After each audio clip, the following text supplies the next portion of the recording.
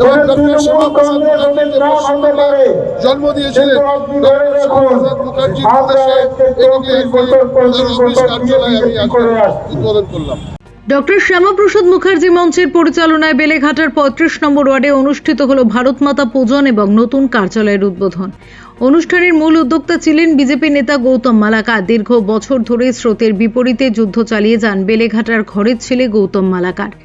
এদিন তিনি তার দীর্ঘ রাজনৈতিক জীবনের নানা অভিজ্ঞতার কথা তুলে ধরে জানান, বিজেপি করার কারণে অতীতে তার দোকান বন্ধ করে দেওয়া হয়েছিল এবং বামফ্রন্ট থেকে তৃণমূল দুই আমলেই নানা প্রতিকূলতার মুখোমুখি হতে হয়েছে। বর্তমানে কেন্দ্রের বিজেপি সরকার গঠনের পর সেই লড়াইয়ের নতুন অধ্যায় শুরু হয়েছে বলেও তিনি উল্লেখ করেন।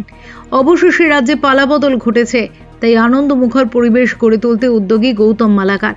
অনুষ্ঠানে উপস্থিত ছিলেন স্বাস্থ্যমন্ত্রী ডক্টর শারদত্ত মুখার্জি, রাহুল সিনহা, প্রিয়াঙ্কা টেবরেওয়াল, তমগ্ন ঘোষ সহ একাধিক বিশিষ্ট ব্যক্তি।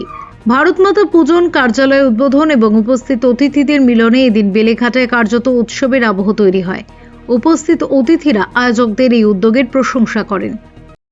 ডক্টর শ্যামাপ্রসাদ একটি কার্যালয় উদ্বোধন ছিল আর সেই উপলক্ষে আজকে এই কার্যালয়টা শুধু একটি কার্যালয় না, এটা একটা ইতিহাস। 2001-এ বাজপেয়ী কমিউনিস্ট সরকার আমার একটি দোকান ছিল, সেটা দখল করে 10 বছর পার্টি অফিস চালিয়েছিল। পরবর্তীকালে আমি 2011-এ এই দোকানটি ফিরে পাই। তারপরে 3 বছর পর যখন আমি 2013-তে যুব মোর্চার জেলা সভাপতি হলাম, সেই সময় 2014 সেই দোকানটি বন্ধ করে পড়ে যায়।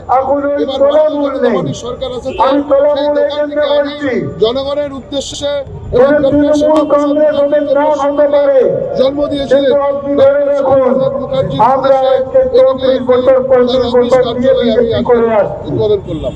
দেখুন, একটাই বার্তা, প্রকৃত ইতিহাসকে কমিউনিস্ট আর কংগ্রেসিরা, তৃণমূলীরা লুকিয়ে রাখার চেষ্টা করেছে। প্রকৃত ইতিহাস জানো, কংগ্রেস, কমিউনিস্ট আর তৃণমূলের সাম্প্রদায়িক রাজনীতি, দেশভাগ, এই কলকাতায় দ্য গ্রেট ক্যালকাটা কিলিংস, এই সমস্তকে লুকিয়ে রাখার যে ষড়যন্ত্র, সেই ষড়যন্ত্র প্রকাশ হওয়ার দিন এসছে। শ্যামাপ্রসাদ মুখার্জিকে লুকিয়ে রাখার চেষ্টা করেছিল, তাকে আড়াল করার চেষ্টা করেছিল, কিন্তু আজকে দেখুন সমস্ত কিছু উদ্ভাসিত হয়ে গেছে। কারণ সত্যকে বেশি দিন চেপে রাখা যায় না, সত্য সমস্ত ক্ষেত্র থেকে সামনে চলে আসে।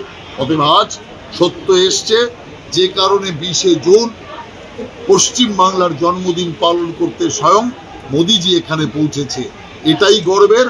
আর আমি মনে করি এখন যে সরকার, সেই সরকারের নেতৃত্বে পশ্চিমবঙ্গ আবার জাগবে, সোনার বাংলা হবে, আবার পশ্চিমবাংলা ভারত সেরা হবে। এটা আমার লোকের পরিকল্পনা। আমি বললাম এসওপি বলি, স্ট্যান্ডার্ড অপারেটিং প্রসিডিওর লাগু করে দেওয়া হয়েছে গত মাস থেকে, মানে এই মাসের প্রথম সপ্তাহ থেকে। প্রত্যেক মাসে তার জন্য ফলো আপ হবে। আমরা সারা পশ্চিমবাংলা ব্যাপী কার্যক্রম নিয়েছি। ভার্চুয়াল মিটিং দ্বারা সারা পশ্চিমবঙ্গের সবকটি ডিএম, সিএমওই, স্বাস্থ্য আধিকারিকদের একসঙ্গে বৈঠক নিয়েছি, যারা প্রত্যেক 15 দিন নিজেরা মিলিত হবে এবং প্রত্যেক 30 দিন আমরা বৈঠক চলবে ডিসেম্বর অবধি। সুতরাং ডেঙ্গুর সিজনটা মেন শুরু হয়ে হচ্ছে দুর্গা পুজোর পর, তখন থেকে তার জন্য এখন থেকে সতর্কতা আমরা নিয়ে। Bureau report, channel 10।